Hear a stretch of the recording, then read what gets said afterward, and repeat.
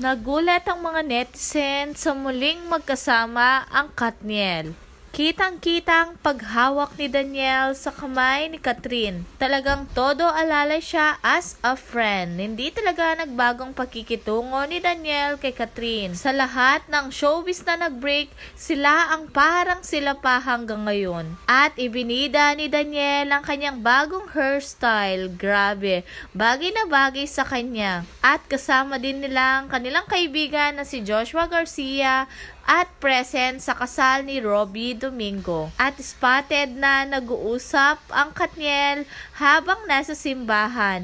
Grabe, parang wala mang breakup ang nangyari.